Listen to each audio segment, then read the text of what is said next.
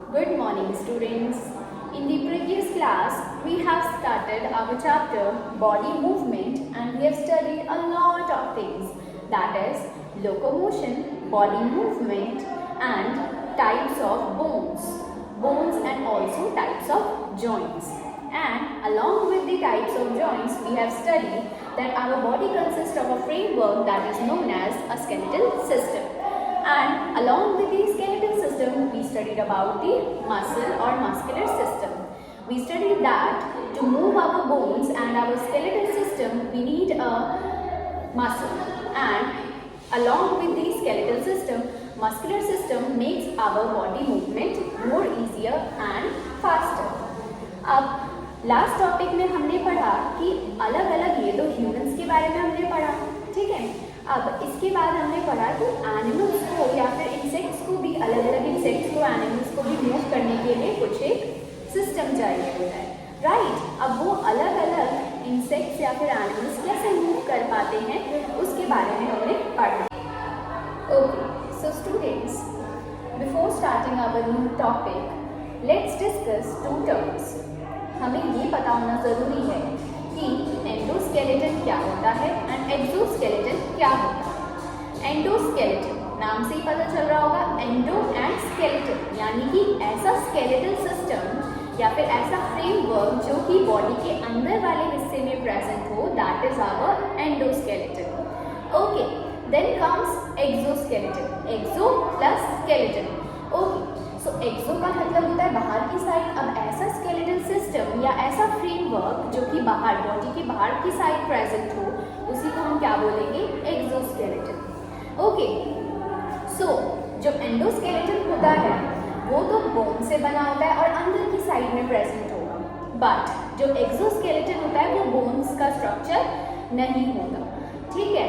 अब जो हमारा एंडोस्केलेटन है वो ह्यूमंस में प्रेजेंट है, देखा है ना। हमारा जो स्ट्रक्चर है, जो हमारा स्केलेटल सिस्टम का फ्रेमवर्क है, वो किससे बना हुआ है, वो बना हुआ है बोन से।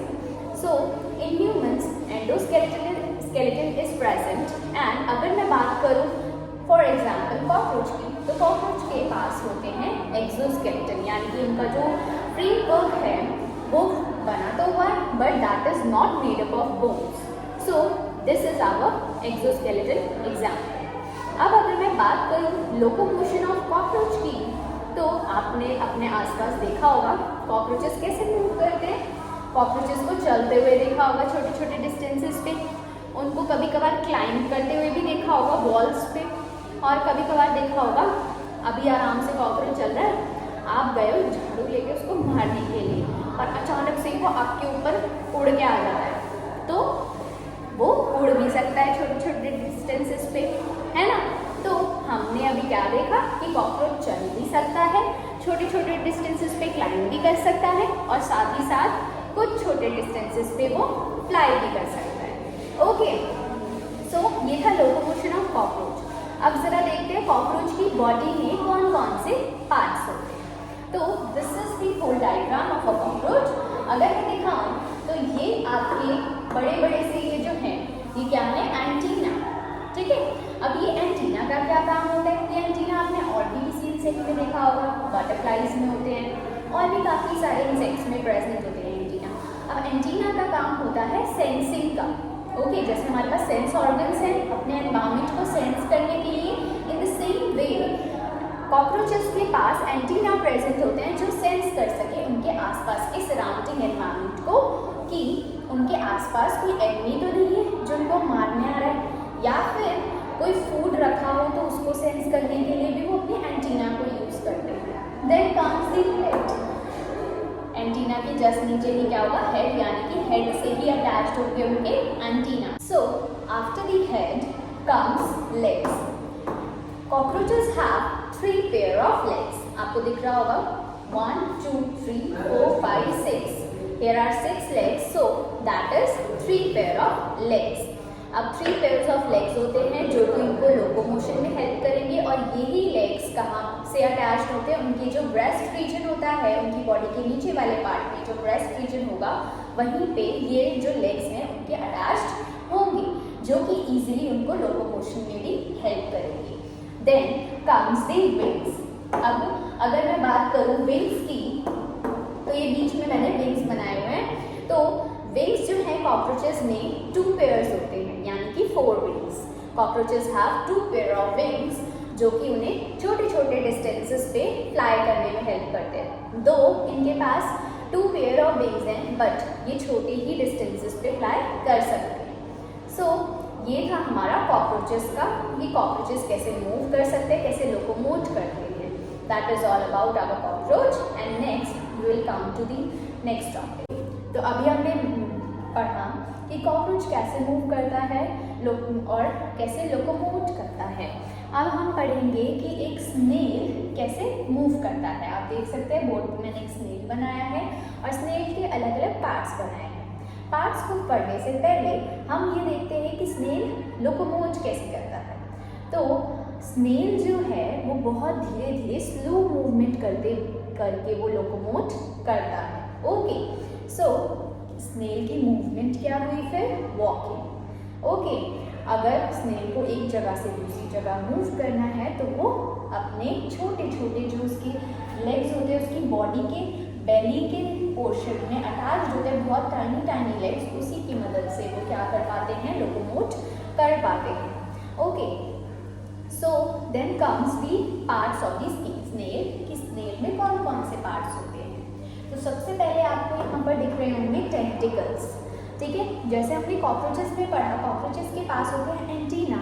इन द सेम वे स्नेल के पास होते हैं टेंटिकल्स, जो कि उनको सेंसिंग में हेल्प करेंगे। ठीक है, अब ये जो टेंटिकल्स हैं उनको सेंसिंग में तो हेल्प करेंगे, साथ ही साथ उनके बॉडी के बैलेंस को भी बनाने में टेंटिकल्स हेल्प करते हैं। Then comes the head of the snail, then comes the neck and a big shell. अब आप पूछेंगे कि क्या ये शेल लोकोमोशन में हेल्प करेगा? So the answer is no.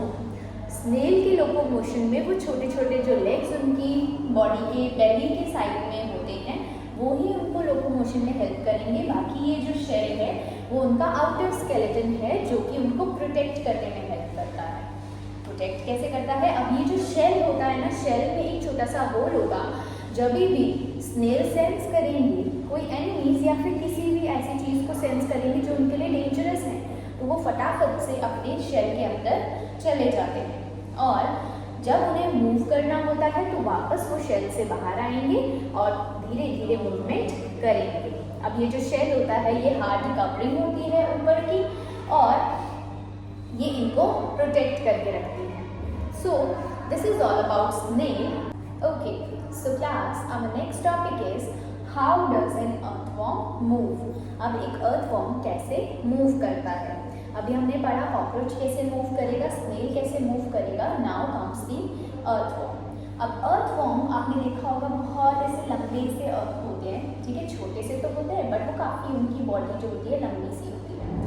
अब मूव करने के लिए वो अपनी बॉडी को ही इस्तेमाल करते हैं, दैट इज वो अपनी बॉडी मसल से ही मूवमेंट करते हैं। अब बॉडी मूवमेंट से पहले हमें पता होना चाहिए कि एक अर्थवॉर्म में क्या प्रेजेंट होता है, उसकी बॉडी पार्ट्स में क्या क्या पार्ट्स होते हैं। सो सबसे पहले अगर मैं देखूँ तो ऐसी कुछ लंबी सी बॉडी होगी हमारे अर्थवॉर्म की। एक मैच्योर्ड अर्थवॉर्म की जो बॉडी होती है वो कैसी होती है? रिंग लाइक स्ट्रक्चर में होती है, जैसे मैंने बना रखा है।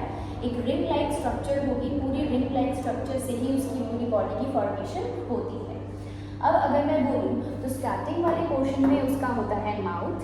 देन अगर मैं आगे आऊँ तो ये आपको दिख रहे होंगे सेगमेंट्स, अलग अलग सेगमेंट्स बने हुए हैं। तो ये जो सेगमेंट, ये जो अलग अलग पार्ट्स हैं, जो रिंग लाइक स्ट्रक्चर एक एक पोर्शन है वो क्या है? सेगमेंट्स। अब अगर मैं एनलार्ज करके आपको दिखाऊँ तो एक पोर्शन एनलार्ज करके अगर मैं दिखाऊँ तो ऐसे छोटे छोटे से ब्रिसल लाइक प्रोजेक्शन प्रेजेंट होते हैं अर्थवॉर्म की बॉडी में। ठीक है, ब्रिसल क्या? आप ब्रश करते हो तो आपको देखा होगा आपने कि उसमें ब्रिसल्स प्रेजेंट होते हैं। तो देखा है ना, स्पाइकी स्पाइकी से जो आपकी टीथ को इजीली क्लीन करने में हेल्प करेंगे। वैसे ही कुछ ब्रिसल्स अर्थवॉर्म की बॉडी में प्रेजेंट होते हैं, जिनको हम क्या बोलते हैं? सिप्टेट। नाउ अगर मैं आगे बात करूँ तो सबसे एंड पोर्शन में क्या प्रेजेंट होगा? एनस। अब ये अर्थवॉर्म मूव कैसे करता है? अब जो अर्थवॉर्म होता है, अभी हमने पढ़ा रिंग लाइक स्ट्रक्चर होता है, तो उसके नीचे एंकर सपोर्ट करने के लिए कुछ लेग्स प्रेजेंट होते हैं। अब वो लेग्स का क्या काम होता है, जब अर्थवॉर्म मूव करेगा वो अपनी स्टार्टिंग के एक पोर्शन को, मान के चलो ये एक पोर्शन को क्या करेगा, एक्सपैंड करेगा, ठीक है, आगे की तरफ वो एक्सपैंड करेगा, फैलाएगा, और पीछे का पोर्शन अभी कॉन्ट्रैक्टेड फॉर्म में है, एक्सपैंड करेगा। देन आगे का जो पोर्शन है उधर से नीचे एंकरिंग के लिए छोटे छोटे लेग्स जो है वो निकालेगा। निकालने के बाद वो जो आगे का एक्सपैंडेड पोर्शन है वहाँ के नीचे के छोटे लेग्स क्या करेंगे, सॉइल में पकड़ बना लेंगे अपनी, ठीक है, पकड़ बना लेंगे ताकि आगे की बॉडी अब मूव ना करे। पीछे की जो कॉन्ट्रैक्टेड बॉडी है वो अब आगे की तरफ आए। अब पीछे की बॉडी क्या करेगी, आगे की तरफ मूव हो जाएगी। ओके, अब होगा क्या कि अभी कॉन्ट्रैक्टेड जो बॉडी पार्ट था अब वो क्या हो जाएगा, एक्सपैंड होगा आगे जाने के लिए, और जो आगे का पोर्शन था एक्सपैंडेड वो अब कॉन्ट्रैक्ट हो जाएगा, ठीक है। तो यही प्रोसेस चलता रहता है।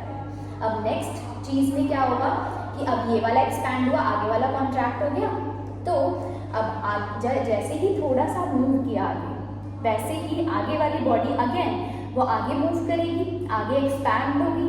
आगे एक्सपैंड होने के लिए पीछे वाला जो पोर्शन है कॉन्ट्रैक्टेड पोर्शन, वहाँ के जो लेग्स है वो नीचे एंकरिंग के लिए निकल आएंगे, सॉइल में पकड़ बना लेंगे ताकि पीछे की बॉडी मूव ना करे और आगे की बॉडी पूरी तरीके से एक्सपैंड हो जाए। और उसके बाद जब ये एक्सपेंशन होगी पीछे की बॉडी फिर कॉन्ट्रैक्टेड फॉर्म में जो है वो एक्सपैंड होगी। तो यही साइकिल बार बार चलती रहती है और इसी की मदद से एक अर्थवॉर्म मूव इजीली कर पाता है। Okay, so this is how an earthworm move. Then let's read this from our book. A matured earthworm has a ringed body. अगर मैं एक matured earthworm की बात करूँ तो उसकी बॉडी कैसी होती है, ringed. That I told you. A large number of very small bristles are projected out on the undersurface. These bristles are connected with muscles at their bases.